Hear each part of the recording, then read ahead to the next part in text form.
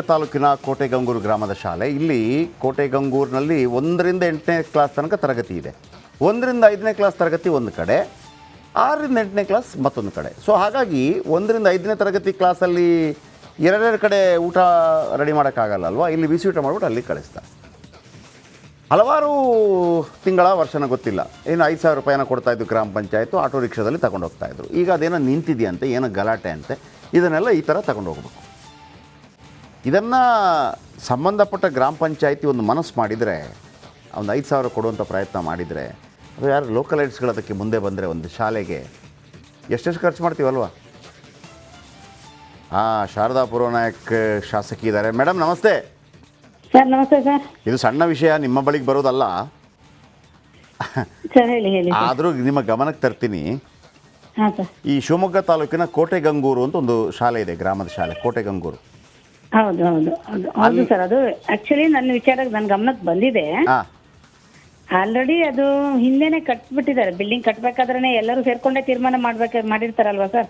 ಅಲ್ಲ ಇದು ನಾನು ಅದನ್ನು ಕೇಳ್ತಿಲ್ಲ ಮೇಡಮ್, ಅದು ಅರ್ಥ ಆಯ್ತು ಅಲ್ಲ ನನಗೆ. ಅಲ್ಲ ಒಂದು ನನ್ನ ಸಮಸ್ಯೆ ಹೇಳ್ಬಿಡ್ಬೇಕಲ್ಲ ನಿಮ್ಗೂ, ಅದು ಹಿನ್ನೆಲೆ ತಿಳ್ಕೊಳ್ಬೇಕಲ್ವಾ. ದಯವಿಟ್ಟು ದಯವಿಟ್ಟು ದಯವಿಟ್ಟು. ಅದಕ್ಕೆ ಸೊ ಅದು ಗ್ರಾಮ ಠಾಣಾ ಲ್ಯಾಂಡ್ ಅಲ್ಲಿ ಊರ ಸಮ್ಮುಖದಲ್ಲಿ ಊರ ಸಮ್ಮತಿಯಿಂದಾನೇ ಕಟ್ಬಿಟ್ರು ಓಕೆ ಹೈಸ್ಕೂಲ್. ಓಕೆ. ಫ್ಯೂಚರ್ ಡೇಸ್ಗೆ ಅದು ಹೇಗೋ ಬೆಳೀತಾ ಇದೆ ಸರ್. ಈಗ ಊರದು ತುಂಬಾನೇ ಹೌದು ಬೆಳೀತಿದೆ, ಹೌದು, ತೊಂದರೆ ತುಂಬಾ ಇಲ್ಲ. ಲೇಔಟ್ ಎಲ್ಲ ಆಗಿದೆ. ಆ ದೃಷ್ಟಿಯಿಂದ ಕಟ್ಟಿದ್ರು. ಮುಂಚೆ ಏನ್ ಮಾಡಿದ್ರು, ಗ್ರಾಮ ಪಂಚಾಯತಿಯವರಿಗೆ CS ಅವರು ಒಂದು ಅನ್ಅಫಿಷಿಯಲಿ ನೀವೇನೋ ಒಂದು ಹೆಲ್ಪ್ ಮಾಡ್ರಪ್ಪ, ಊಟ ತಗೊಂಡು ಹೋಗಕ್ಕೆ ಇಲ್ಲಿಂದ ಅವರಿಗೆ ಡೈಲಿ ಅಂತ ಹೇಳಿ. ಯಾಕಂದ್ರೆ ಊಟದ ವ್ಯವಸ್ಥೆ 2 ಕಡೆ ಕೊಡೋಕ್ ಬರಲ್ಲ, ಕಷ್ಟ ಆಗುತ್ತೆ. ಒಂದ್ ಕಡೆ ಕೊಡಬಹುದು. ಪ್ರಾವಿಷನ್ ಇರೋದು ಸರ್ಕಾರದ ರೂಲ್ಸ್ ಒಂದೇ ಕಡೆ ಕೊಡೋದು. ಹೌದು ಹೌದು ಹೌದು ಹೌದು. ಸೊ ಇವರು ಮಾಸ್ಟ್ರು ಮುಂಚೆ ಎಲ್ಲ ಪಂಚಾಯತಿಯವರು ಒಂದು ವೆಹಿಕಲ್ ಮಾಡಿಕೊಟ್ಟು ಅದರಿಂದ ಕಳ್ಸಕ್ಕೆ, ಅದು ಅನ್ಅಫಿಷಿಯಲೇ ಪಾಪ, ಗೊತ್ತಾಯ್ತು. ಮನುಷ್ಯತ್ವದ ದೃಷ್ಟಿಯಿಂದ ಏನೋ ಮಾಡ್ತಾ ಇದ್ರು. ನಮ್ಮೂರ್ ಶಾಲೆ ಮಕ್ಕಳು ನಮ್ಮೂರು ಅಂತ ಹೇಳಿ. ಹೌದು ಹೌದು ಹೌದು ಹೌದು. ಅಲ್ಲಿ ಏನ್ ಮಾಡ್ಬಿಟ್ರು, ಅಲ್ಲೊಂಥರ ಈಗ ಒಬ್ರು ಅವ್ರು ಹೇಳ್ತಿರೋದು ಗ್ರಾಮ ಪಂಚಾಯತಿಯವರು HM ಬಂದ ಮೇಲೆ ಸುಮ್ನೆ ಅನಾವಶ್ಯಕವಾಗಿ ಎಲ್ಲರನ್ನು ಕರೆದು ಹೇಳೋದು ಮಾಡೋದು. ನಾವು ಆ ತೀರ್ಮಾನ ತಕೊಂಡಿರೋದು, ಹಿಂದಿರೋ ಬಾಡಿ ಕಟ್ಟಿರೋದು ಬಿಲ್ಡಿಂಗು ನಾವು ಕಳಿಸ್ತಾ ಇದ್ವಿ. ನಮ್ಮನ್ನ ಒಂಥರ ಮಕ್ಕಳನ್ನೆಲ್ಲ ನಮ್ಮ ಆಫೀಸಿಗೆ ಕಳಿಸಿ ಸ್ಟ್ರೈಕ್ ಮಾಡಿಸ್ಬಿಟ್ರು, ಗ್ರಾಮ ಪಂಚಾಯತಿ ಆಫೀಸಿಗೆ. ಮಕ್ಕಳೆಲ್ಲ ಕಳಿಸಿ ಹೇಳ್ಬೇಕು ಹಾಗೆ ಮಾತಾಡಿದ್ರು ನಮ್ಮ ಬಗ್ಗೆ ಅಂತ. ಒಂಥರ ಒಬ್ರಿಗೊಬ್ರಿಗೆ ಈಗ ಬಂದ್ಬಿಟ್ಟಿದೆ ಈಗ. ಅದಕ್ಕೆ ನಾನು ಅವರಿಗೆ ಹೇಳ್ದೆ, ನೋಡಪ್ಪ ಅದನ್ನ ಬಿಟ್ಬಿಡಿ, ಆ ಮಾಸ್ಟ್ರು ರಾಜಕಾರಣ, ಮಾಸ್ಟ್ರು ಮಾಡೋಷ್ಟು ರಾಜಕಾರಣ ಯಾರು ಮಾಡಲ್ಲ, ಒಟ್ಟು ಏನ್ ಮಾಡಕ್ಕಾಗಲ್ಲ.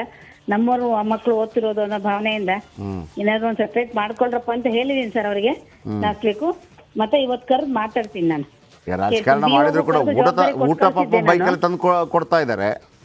ಒಂದು ವ್ಯವಸ್ಥೆ ಮಾಡಿ ಮೇಡಮ್, ನೀವು ಪ್ರಯತ್ನ ಪಟ್ಟರೆ ಆದೀತು ಒಂದು, ಪ್ಲೀಸ್. ಆಯ್ತು ಸರ್, ಮಾತಾಡ್ತೀನಿ. BO ಅವರಿಗೆ ಕರೆದು ಜವಾಬ್ದಾರಿ ಕೊಟ್ಟಿದ್ದೆ ನಾನು. ಓಕೆ, BO ಮಾತಾಡಿದೆ. BO ಅವ್ರ ಪಾಪ ಅಲ್ಲಿ ಒಂದು ಲೆಟ್ರ್ ಕೊಟ್ಟರೆ ಆಗತ್ತೆ ಅಂತ ಅಂದರು. ಏನೇ ಹೌದು, ನೋಡೋಣ madam. Thank you. Sharada Puranayak ಹೇಳಿದರು, ನೋಡಿ ಒಮ್ಮೆ ಹಿಂಗಾಗತ್ತೆ, ಅವರು ಮೇಸ್ಟ್ರು ಹಿಂಗಾಯ್ತು ಅಂತೇಳಿ ಮಕ್ಕಳನ್ನು ಕಳಿಸಿ ಮಾತಾಡಿಸಿದ್ರಂತೆ. ಅದಕ್ಕೆ ಅವ್ರಿಗೆ ಈಗ ಗ್ರಾಮ ಪಂಚಾಯತಿ ಅವರ ನೀವೇನು ಈಗ ತೋರಿಸೋದಕ್ಕೆ, ನಿಮ್ಗೆ ಯಾರು ಸಂಬಳ ಕೊಡೋದು? ಯಾರು ಸಂಬಳ ಕೊಡೋದು? ಅವರು ಸರ್ಕಾರಿ ಕೆಲಸವನ್ನೇ ಮಾಡೋದು, ನೀವು ಸರ್ಕಾರಿ ಕೆಲಸವನ್ನೇ ಮಾಡೋದು. ಆದರೆ ಮಕ್ಕಳಿಗೆ ಸಿಗಬಾರ್ದು ಅಂತ ಬಯಸ್ತೀರಾ? ಆಯ್ತಪ್ಪ, ಹೆಡ್ ಮಾಸ್ಟರ್ ಸ್ವಲ್ಪ ಜಾಸ್ತಿನೇ ಮಾತಾಡಿದ್ರೆ ಇಟ್ಕೊಳ್ಳಿ, ಏನಾಯಿತು? ಮಕ್ಕಳಿಗಾಗಿ ಕೇಳಿದ್ದಲ್ವಾ, ನಿಮಗೆ ಈಗೋನಾ?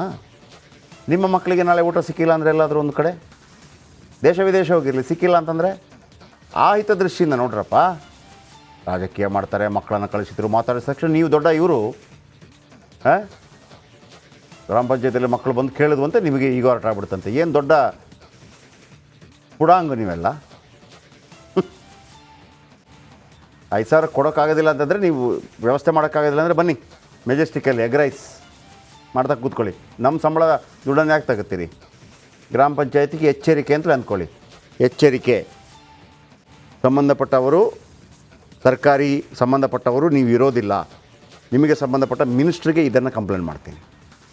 ಎಚ್ಚೆತ್ಕೊಂಡ್ರೆ ಒಳ್ಳೆಯದು, ಎಚ್ಚೆತ್ಕೊಂಡ್ರೆ ಒಳ್ಳೆಯದು. ನಾವು ಮಕ್ಕಳ ಪರವಾಗಿ ಇರೋದು. Thank you. ಅದು ಪರಿಶೀಲನೆ ಮಾಡಿ ಅದನ್ನು ಅಷ್ಟನ್ನು ಸೀಜ್ ಮಾಡಿ ನಮ್ಮ APMs ಸ್ವಾಧೀನಕ್ಕೆ ಕೊಟ್ಟಿದ್ವಿ. ಆಹಾರ ಮತ್ತು ಸಂರಕ್ಷಣೆ ಅಧಿಕಾರಿಗಳನ್ನು ಆ ವಸ್ತುಗಳನ್ನು ಕಳಿಸಿ ಶಾಂಪಲನ್ನು ಅದು ಕಂಡು ಬಂದರೆ ಖಂಡಿತವಾಗಿಯೂ ಕಾನೂನು ರೀತಿ ಕ್ರಮ ಕೈಗೊಳ್ತೀವಿ.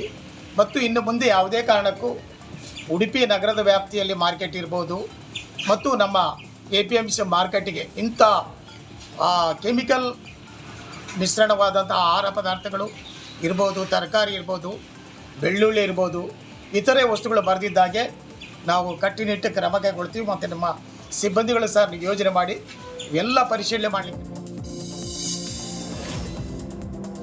ಧಾರವಾಡ ಜಿಲ್ಲೆಯ ನವಲಗುಂದ ತಾಲೂಕಿನ ಕಾಲವಾಡ ಕ್ರಾಸ್ ಬಳಿ ಏಕಾಏಕಿ ಸಾರಿಗೆ ಬಸ್ನ ಚಕ್ರ ಕಳಚಿ ಬಿದ್ದಿದ್ದು ಚಾಲಕನ ಸಮಯ ಪ್ರಜ್ಞೆಯಿಂದ ಭಾರೀ ಅನಾಹುತ ತಪ್ಪಿದೆ. ಧಾರವಾಡದಿಂದ ನವಲಗುಂದ ಕಡೆಗೆ ಹೋಗ್ತಾ ಇದ್ದ ವೇಳೆ ಬಸ್ನ ಮುಂದಿನ ಚಕ್ರ ಕಳಚಿ ಹೊಲಕ್ಕೆ ಬಿದ್ದಿದೆ. ತಕ್ಷಣ ಚಾಲಕ ಶರೀಫ್ ಹಂಚಿನಾಳ ಬಸ್ ನಿಯಂತ್ರಣಕ್ಕೆ ತೆಗೆದುಕೊಂಡು ರಸ್ತೆ ಪಕ್ಕ ನಿಲ್ಲಿಸಿ ಅನಾಹುತವನ್ನ ತಪ್ಪಿಸಿದ್ದಾರೆ. ಕಳೆದ ರಾತ್ರಿ ಸುರಿದ ಗುಡುಗು ಸಿಡಿಲು ಸಹಿತ ಭಾರೀ ಮಳೆಗೆ ಸಿಡಿಲು ಬಡಿದು ಜೈನ ಮಂದಿರದ ಶಿಖರ ಜಖಂಗೊಂಡಿರುವ ಘಟನೆ ಬೆಳಗಾವಿ ಜಿಲ್ಲೆಯ ಹುಕ್ಕೇರಿ ತಾಲೂಕಿನ ಹೊಸೂರು ಗ್ರಾಮದಲ್ಲಿ ನಡೆದಿದೆ. ಗ್ರಾಮದ 1008 ಪಾರ್ಶ್ವನಾಥ ಜೈನ ಮಂದಿರದ ಶಿಖರಕ್ಕೆ ನಿನ್ನೆ ಸಿಡಿಲು ಬಡಿದ ಪರಿಣಾಮ ಶಿಖರದ ಒಂದು ಭಾಗದ ಸಿಮೆಂಟ್ ಕಿತ್ತು ಒಂದಷ್ಟು ಭಾಗಗಳು ಬಿರುಕು ಬಿಟ್ಟಿವೆ. ಇದೀಗ ಶಿಖರದ ದುರಸ್ತಿಗೆ ಗ್ರಾಮಸ್ಥರು ಮುಂದಾಗಿದ್ದಾರೆ. ಜಮೀನು ಕೆಲಸ ಮಾಡಿಕೊಡುವ ವಿಚಾರಕ್ಕೆ ವಿಎ ಲಂಚಕ್ಕೆ ಬೇಡಿಕೆ ಇಟ್ಟಿದ್ದು ಲಂಚ ಪಡೆಯುತ್ತಿರುವ ವಿಡಿಯೋ ಇದೀಗ ಎಲ್ಲೆಡೆ ವೈರಲ್ ಆಗಿದೆ. ಚಿತ್ರದುರ್ಗ ಜಿಲ್ಲೆ ಹಿರಿಯೂರು ತಾಲೂಕಿನ ಕಸ್ತೂರು ರಂಗಪ್ಪನಹಳ್ಳಿಯ ಗ್ರಾಮ ಆಡಳಿತಾಧಿಕಾರಿ ದಾಸೇಗೌಡ ವ್ಯಕ್ತಿಯೊಬ್ಬರಿಂದ ಲಂಚ ಪಡೆದಿದ್ದಾರೆ. ದಾಸೇಗೌಡರ ಲಂಚಾವತಾರ ಸ್ಥಳೀಯರ ಮೊಬೈಲ್ನಲ್ಲಿ ಸೆರೆಯಾಗಿದೆ.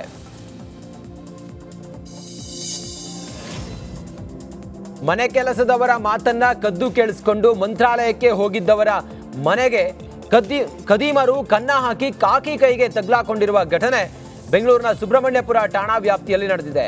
ರಾಯರ ದರ್ಶನಕ್ಕೆ ಹೋದವರ ಮನೆಗೆ ನುಗ್ಗಿದ ಕಳ್ಳರು 1.5 kg ಚಿನ್ನವನ್ನ ಕದ್ದು ಎಸ್ಕೇಪ್ ಆಗಿದ್ರು.